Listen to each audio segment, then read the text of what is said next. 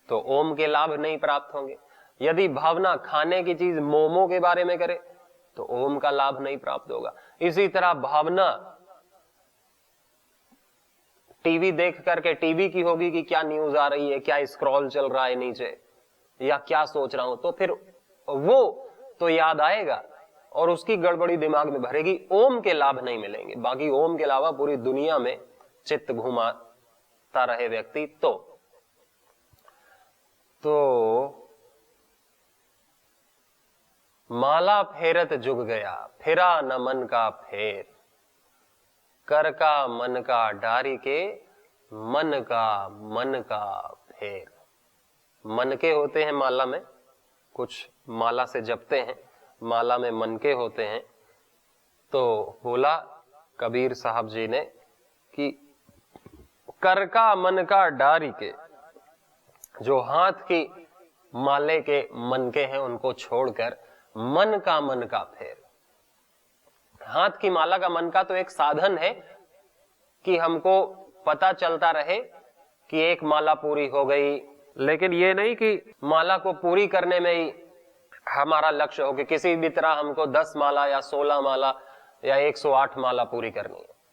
फिर वो यंत्र को चलाने में ही हम सिद्धि मानते हैं कि 108 माला कर ली। अरे मन से कितनी जपी है, मन का फेर।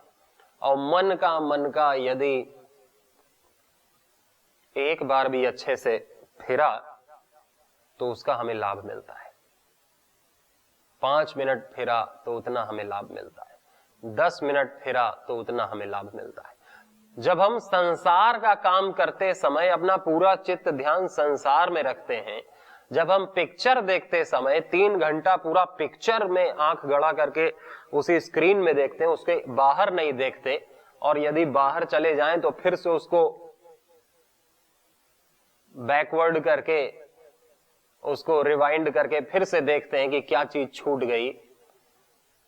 जब हम गाना पूरे ध्यान से सुनते हैं कि गाने में क्या बोल बोला जा रहा है, कौन सा बाजा बज रहा है और किस लय से, किस सुर से, किस ताल से और किस अंदाज में बोला जा रहा है, और फिर हम उसे फील करते हैं कि जो गा रहा है वो ऐसा दिख रहा है, ऐसा गा रहा है, इसके साथ है, वो हम पूरा फील करते हैं भाव। लेकिन जब हम भगवान का करते हैं तो भगवान को छोड़ करके सारी दुनिया याद आती है। फिर हम कहते हैं कि हमने जप किया, इतने जप किए, मन तो हमारा एकाग्र नहीं होता इतना जप करने के बाद भी। आपने तो कहा था जप करने से बहुत लाभ होता है, सिद्धियां मिलती हैं। यहाँ सिद्धियां क्या और माइंड डिस्टर्ब होता है, बैठे रहो बैठे रहो। मंत्र की बहुत हमने सत्संग में इसकी सुनी है, इसके लाभ, इसकी सिद्धियों के विषय में, लेकिन हमें तो कोई लाभ नहीं हुआ है मंत्र जप से। तो मंत्र जप से इसीलिए लाभ नहीं हुआ कि मंत्र जप को हमने फिल्मों जितना भी नहीं समझा, गानों जितना भी नहीं समझा, उससे ऊपर समझना, सबसे ऊपर समझना तो दूर की बात, हमने उसको समझा नहीं, उसके महत्व को फिल्मों जितना महत्व भी नहीं दिया कि जितना हम एकाग्र हो जाते हैं उतने एकाग्र हम इस भगवान के नाम में हो जाएं। तो हम किसको महत्व देते हैं उसी का लाभ हमें होता है। हम संसार को महत्व देते हैं तो संसार हमारे मन में छप जाता है और वही संसार फिर यहां पे चलने लगता है हृदय में। सोते समय भी, जागते समय भी, खाते समय भी, उठते समय, बैठते समय, हर समय जो अंदर छप गया वही याद आता है, वहीं पे मन जाता है। भगवान छपा नहीं, भगवान के गुण कर्म लीला धाम नाम ये छपे नहीं तो मन कहां से जाएगा। और छपेंगे कब? छपेंगे तब जब हम भगवान का ध्यान करेंगे, ओमकार के जप के साथ भगवान की भावना करेंगे कि वो सर्वशक्तिमान है, उसने पूरे विश्व को धारण कर रखा है, तीनों लोकों को, इस ब्रह्मांड को अपने गर्भ में धारण कर रखा है, और वो गर्भ में धारण करने के बावजूद भी हमारे पास आता है, हमारे साथ हर युग में अवतारी पुरुष बन करके, संत बन करके, हमको आशीर्वाद देता है, जीना सिखाता है। वो परम ऐश्वर्यशाली है, सारा धन उसका है, वो परम सौंदर्य का प्रभु है, सारा सुंदरता उसका, सारी सुंदरता उसकी। वो आनंद का सागर है, सारा आनंद उसका पूरा। वो विभूतियों का मालिक है, सारी विभूतियां उसकी। वो सबकी रक्षा करता है, वो सबके साथ है, वो सदा है, वो अभी भी है, मेरे पास भी है, मेरे भीतर भी है, मेरा भी है, मैं उसका। ये सारी धारणाओं में से कोई एक धारणा भी हम सोचते रहें, वही मंत्र है। और मंत्र का आलंबन होता है शब्द। तो शब्द उतना मुख्य नहीं जितना मुख्य उसकी भावना है, उसका अर्थ है। शब्द तो आलंबन है कि शब्द के माध्यम से ही तो हम कुछ सोच पाएंगे। हम ओम बोलेंगे तो हम ओम को सोच पाएंगे। अब हम कोई गाना गाएंगे तो हम ओम को तो सोच नहीं पाएंगे, फिर तो हम गाने को ही सोचेंगे। कोई अपने बालक का नाम बुलाता है, किसी बालक का नाम किसी ने नारायण रख रखा है, तो नारायण बोलेगा तो दिमाग में कौन आएगा? वो वही तो नारायण आएगा जो उसका बालक है। वो नारायण थोड़ी आएगा जो ईश्वर है, जो सबका पालनहार है। नारायण किसी के बालक का नाम है और उसने नारायण बुलाया तो दिमाग में कौन सा नारायण आया? वही आया जो उसका बालक है। वो सर्वशक्तिमान, सर्वरक्षक, ऐश्वर्यवान प्रभु थोड़ी आया उसके मन में। तो उसका लाभ कैसे होगा? उसका लाभ नहीं होगा। लाभ तो होगा जब हम हृदय सौंपे प्रभु को, जब हम क्या सौंपें? अपनी भावनाएं सौंपे प्रभु को। और फिर यकीन मानिए कि यदि हमने मंत्र जप किया, यानी कि मंत्र क्या, उस विचार को हमने सोचा, तो कैसे जाएगा गलत जगह मन? फिर हम कहते हैं हमारा मन गलत जगह जाता है, विषयों में जाता है, भोगों में जाता है, गंदी जगह जाता है। मन कैसे जाएगा? जब मन सराबोर होगा परमात्मा के दिव्य भावों से, सत्संग से, तो मन में कैसे दोष रहेगा? उसी से तो रक्षा होती है। इसी से तो मंत्र का नाम मंत्र पड़ा है, क्योंकि ये बुरे विचारों से, क्लिष्ट विचारों से हमारी रक्षा करता है।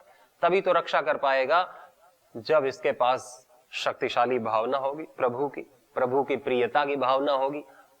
तो कैसे जाएगा? प्रभु की प्रियता से उसे रस मिलेगा, और रस मिलेगा तो वो कैसे फिर दूसरी जगह मन को भटकने की कोई इच्छा नहीं करेगी, क्योंकि उसे प्रभु के स्मरण में रस मिल रहा है, और रस ही व्यक्ति चाहता है।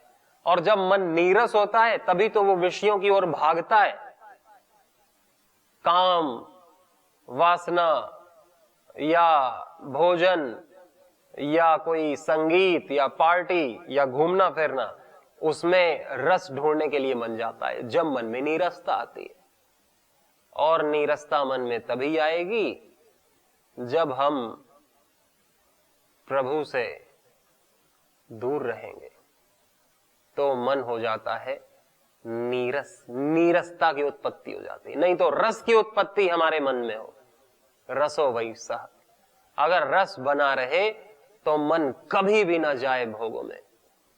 रस को बनाए रखना, उस दिव्य विचार, दिव्य भावना, संकल्प को बनाए रखना ही मंत्र के कंसिस्टेंट होने का अर्थ है। कि मंत्र जप चलते रहना चाहिए। मंत्र जप 108 बार करें या 108 की 16 माला करें, 50, ये इसीलिए बार बार करना कि मन छप जाए वो भावना मन में, और पूरे दिन तक हटेगी नहीं। वो भावना पूरे दिन तक नहीं हटेगी। आधे घंटे भी किया, 10 मिनट भी किया, तो पूरे दिन नहीं हटेगी। अगर हमने दिल से किया, तो दिल से एक बार भी नाम लिया, लेकिन फिर उसकी इंटेंसिटी उतनी तेज होनी चाहिए उस भावना की, फिर वो दिन तक बनी रहती है। आपको यकीन नहीं आ रहा तो हम उदाहरण देख सकते हैं कि यदि कोई व्यक्ति किसी की प्रशंसा कर देता है, कोई बड़ा व्यक्ति जिसको वो मायने रखता हो कि ये बड़ा व्यक्ति है, मानता हो, मान लीजिए कोई कलेक्टर है जिसको मानते हैं सब बड़ा व्यक्ति, और उसने कह दिया कि वाह ये लड़का तो होनहार है, और ऐसे प्रशंसा में 2-3 वाक्य कह दिए कि इसने अपने माता पिता का नाम रोशन कर दिया, इसने हमारे जिले का नाम रोशन कर दिया। इतना ही मात्र 2 शब्द कह दिया। अब वो जो लड़का है, वो जो बालक है, पूरा दिन भर उसका अच्छा जाएगा कि नहीं जाएगा, दिन भर उसको याद रहेगा कि नहीं, उसी भावना में जिएगा कि नहीं कि मैं तो बहुत अच्छा हूं, मेरी प्रशंसा तो डीएम ने की थी, डिस्ट्रिक्ट मजिस्ट्रेट ने, और मेरे में सच में कुछ तो कुवत है, एक्स फैक्टर है मेरे में, मैं कुछ तो कर सकता हूं। दिन भर, क्योंकि उसने हृदय से लिया उस बात को, हृदय से लिया। और जिस चीज को हम हृदय से नहीं लेते फिर वो दिन भर नहीं बनी रहती।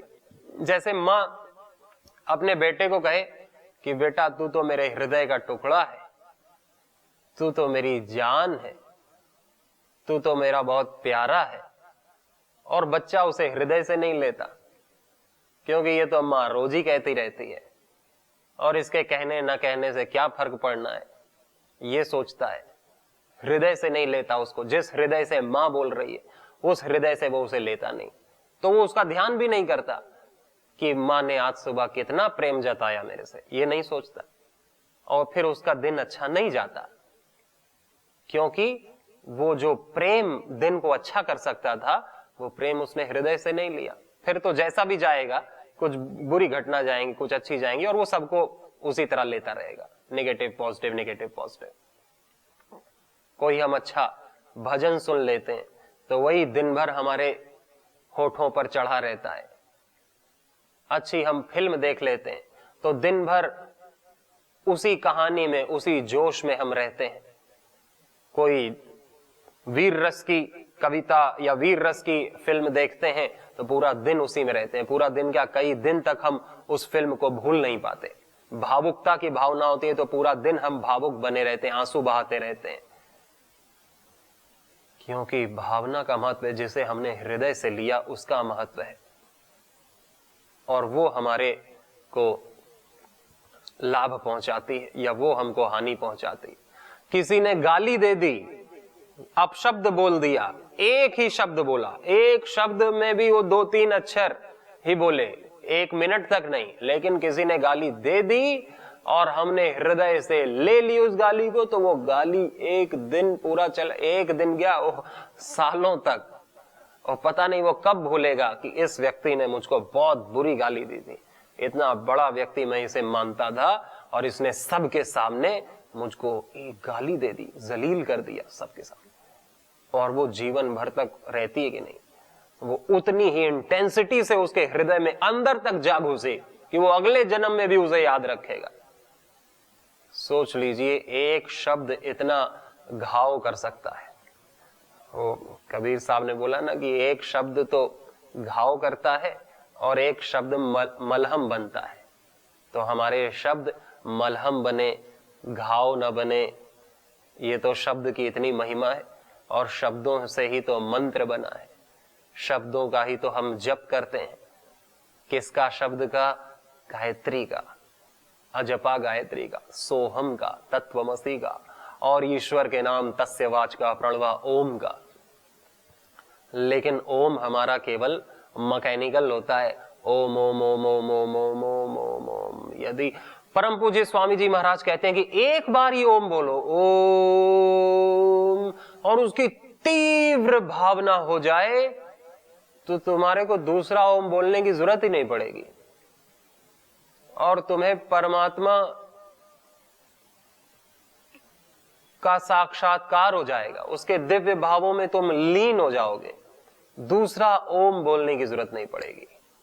और यदि फिर से वो भावना खो गई तो फिर से ओम बोल लो और फिर से उसी स्टेट पर चले जाओ, उसी मानसिक स्थिति में, दिव्य मानसिक स्थिति में, दिव्य चेतना में चले जाओ और बने रहो। जब तक बने रह सकते हो बने रहो। फिर नीचे आओ तो फिर ओम बोल दो। तो ऐसे स्वाध्याय योगमासीत, योगात स्वाध्याय मामनेत, स्वाध्याय योग संपत्ति परमात्मा प्रकाशिते, यानी कि स्वाध्याय करो अर्थात ओम का जप, और योग करो, योग यानी परमात्मा में एकाग्र रहो, लीन रहो। तो जप के साथ लीनता, जप के साथ लीनता, स्वाध्याय के साथ योग, योग स्वाध्याय योग संपत्ति परमात्मा प्रकाशते। और योग स्वाध्याय योग स्वाध्याय योग स्वाध्याय करते करते, यानी जप भावना जप भावना जप भावना करते करते परमात्मा प्रकाशते, परमात्मा प्रकाशित हो जाता है। और परमात्मा जीवन में प्रकाशित हो गया तो वो फिर कभी हमें नहीं छोड़ता। निश्चित रूप से जप बहुत बड़ी शक्ति है, और जब हृदय से हो, एकः शब्दः सुप्रयुक्तः सम्यक् ज्ञातः स्वर्गे लोके च कामधुग् भवति, हमारा जीवन स्वर्ग सा सुखी होगा। सभी को बहुत सारी शुभकामनाएं। नमस्ते।